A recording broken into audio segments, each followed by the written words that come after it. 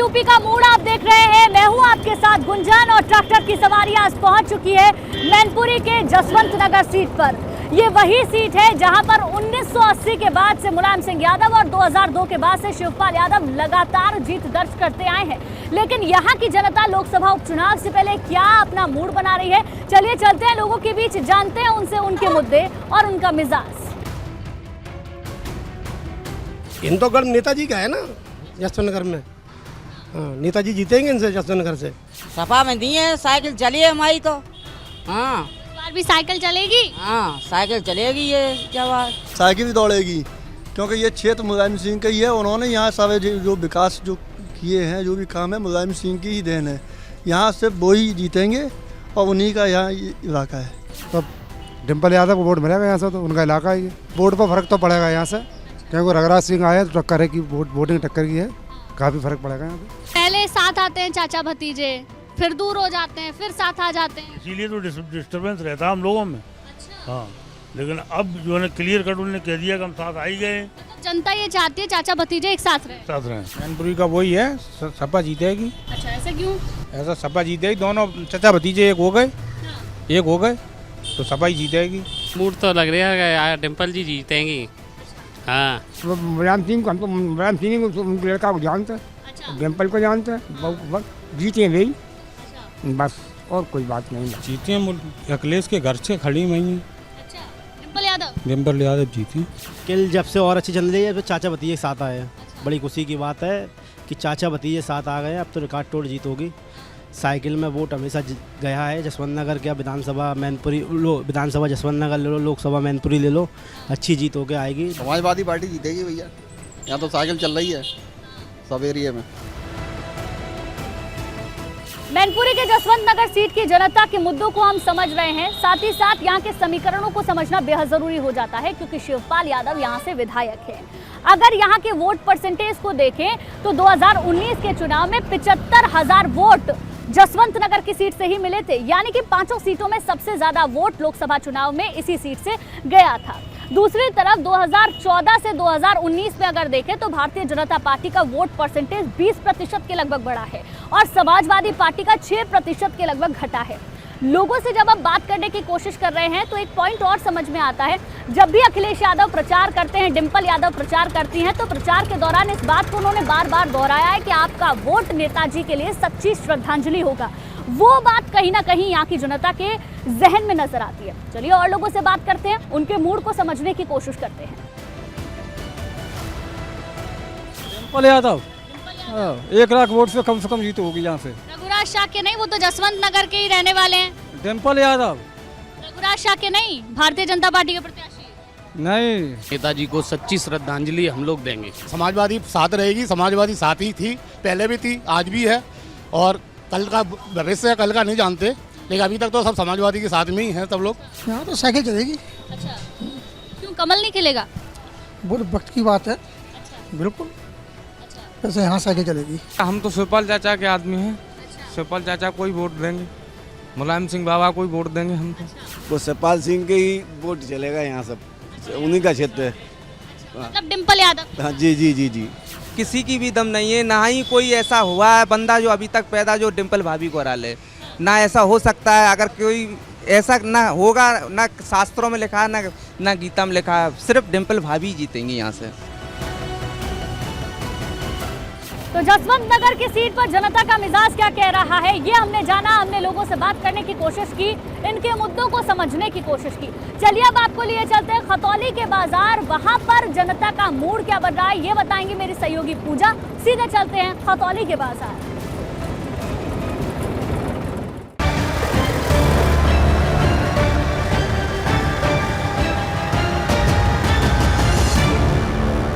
नमस्कार, आपके साथ मैं हूं पूजा सचदेवा।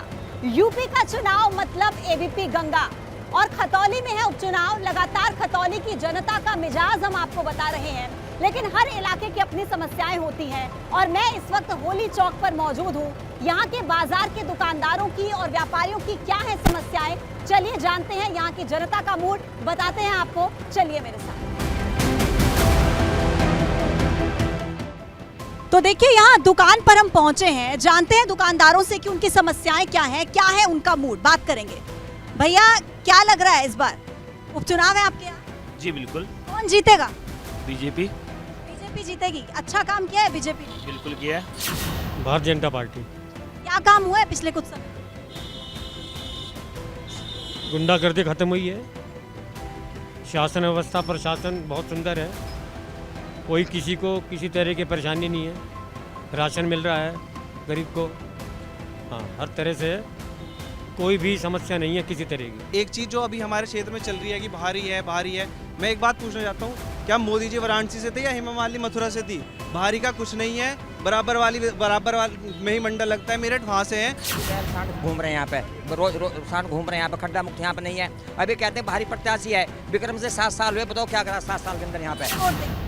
वोट जो अच्छा काम करे उसी को देंगे वोट। कौन कर रहा है अच्छा काम यहाँ? और फिलहाल तो यही चल रहे हैं तुम्हारे बीजेपी वाले। बीजेपी जीतेगी। कुछ समस्याओं का निपटारा हुआ इतने समय में? हाँ जी, बढ़िया चल रहा है सब। क्या दिक्कतें थी आपकी? दिक्कत कुछ भी नहीं है, वो तो पहले मतलब जो बदमाशी वगैरह थी सब खत्म होगी। भाजपा जीतेगी और है कौन?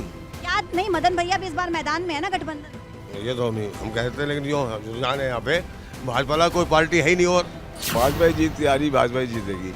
मदन भैया मैदान में उतारे इस बार, लग रहा है उनके कुछ चांस? बाहर वाले सबने ठुकरा दिया।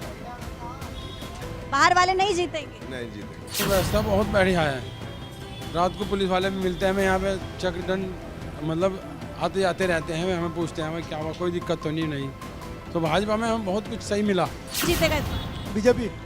क्या काम हुआ है? बहुत काम हुआ है, कोई समस्याएं आपकी? कोई समस्या नहीं है, पूरी तरह संतुष्ट है बीजेपी? पूरी तरह संतुष्ट है। तो बीजेपी को ही सपोर्ट करते हैं हमेशा। बीजेपी।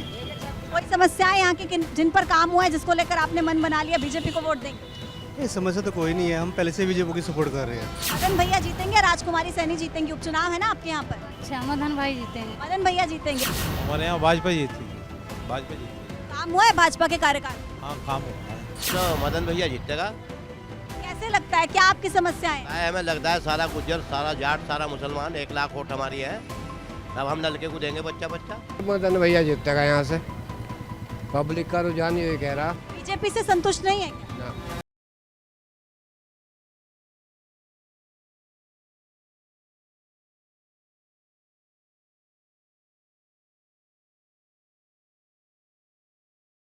देखिए यहाँ बाजार में हम लोगों से बात कर रहे हैं। दुकानदारों और व्यापारियों के लिए एक सबसे बड़ा जो मुद्दा था वो था लॉ एंड ऑर्डर का, कानून व्यवस्था का, जिसको लेकर अब यहाँ के दुकानदार काफी हद तक संतुष्ट नजर आ रहे हैं। पहले से जो व्यवस्थाएं हैं वो यहाँ पर काफी बेहतर हुई हैं, ऐसा कहना है उनका। लेकिन कुछ और समस्याएं हैं, जैसे आवारा पशुओं की समस्या, ये एक मुख्य मुद्दा है बाजार का। तो चलिए कुछ और लोगों से बात करते हैं और जानने की कोशिश करते हैं, उनके मन को टटोलने की कोशिश करते हैं, जानते हैं कुछ और लोगों से कि क्या है उनका मूड, क्या है उनकी समस्या।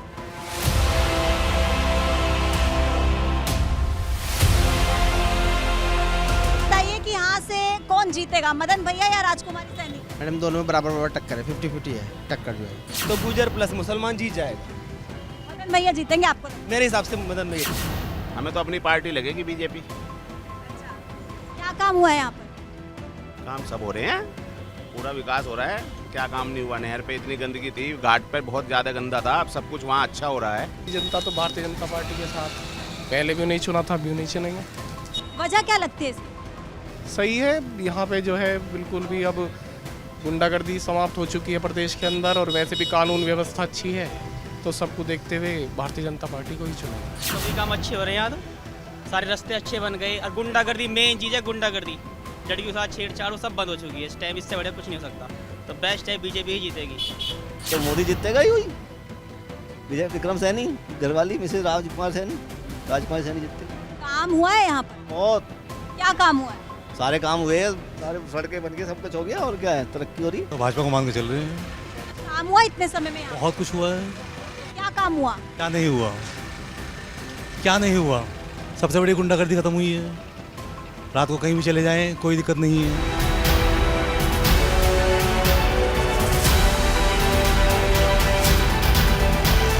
तो जनता के दिल में क्या है, ये लगातार एबीपी गंगा आपको बताता है। लोगों के मुद्दे क्या हैं, ये लगातार हम आपको बताते हैं। खतौली में भी उपचुनाव है और खतौली की जनता का मूड क्या है, लोगों के दिल में क्या है, ये एबीपी गंगा की टीम ने आपको बताया। और अब आपको लिए चलते हैं रामपुर सदन में, जहां पर मेरी सहयोगी मौजूद है। वो आपको बताएंगी रामपुर के लोगों के दिल की बात।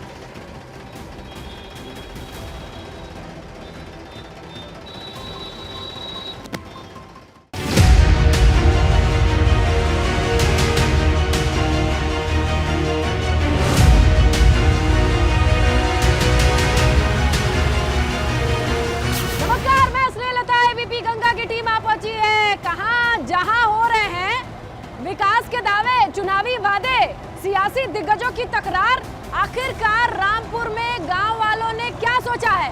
किसके सिर होगा जीत का ताज और किसे मिलेगी करारी हार? चलिए जानते हैं।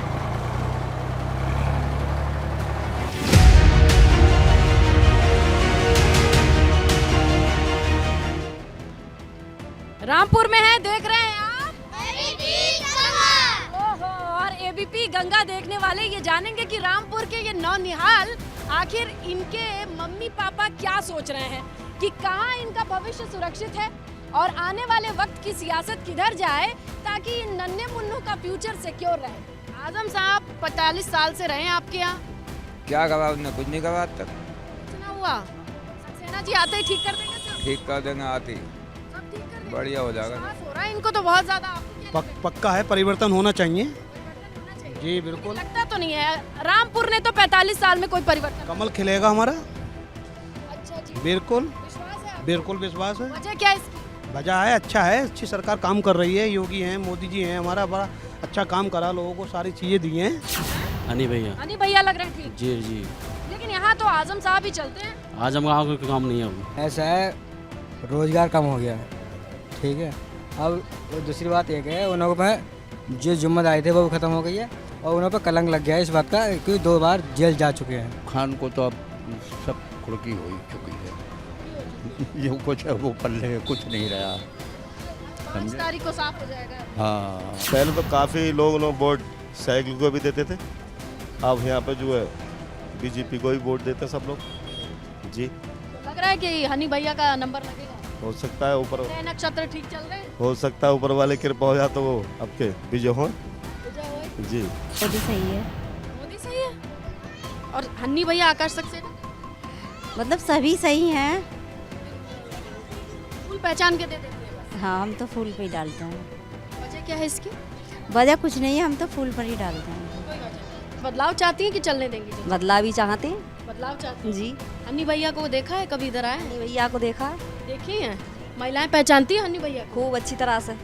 तो इस बार लग रहा है महिलाओं ने सोचा है कुछ मनी मन। सोचा है, सोचा है, सोचा है। चलेंगे कि चलने देंगे जो चल रहा है?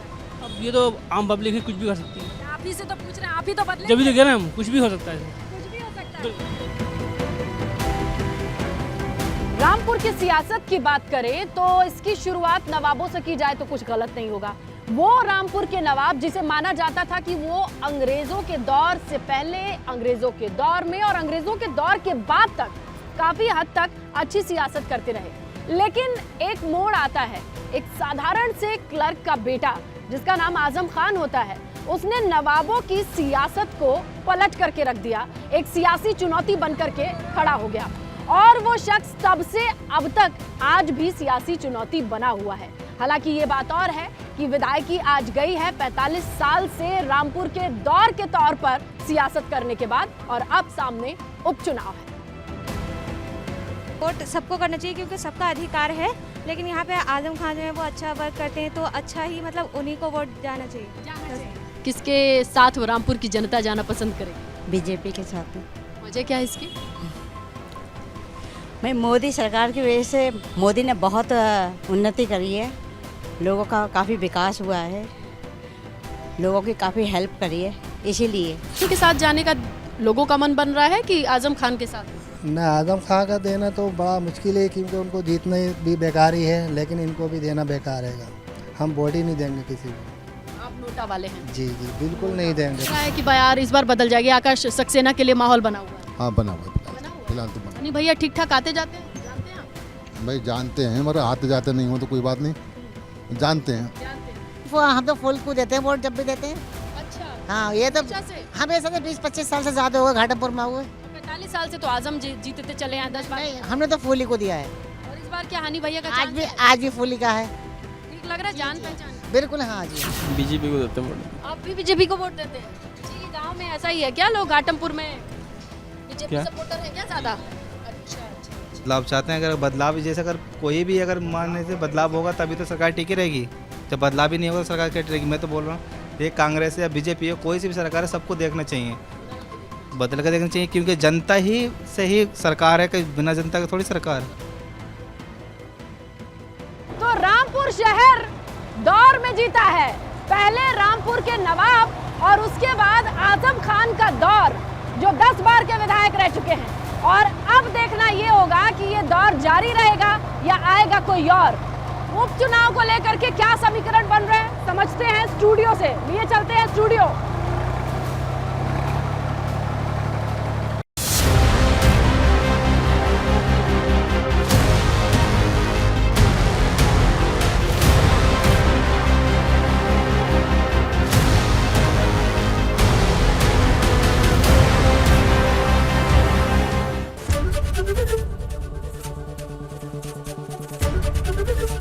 एबीपी गंगा, खबर आपकी, जुबान आपकी।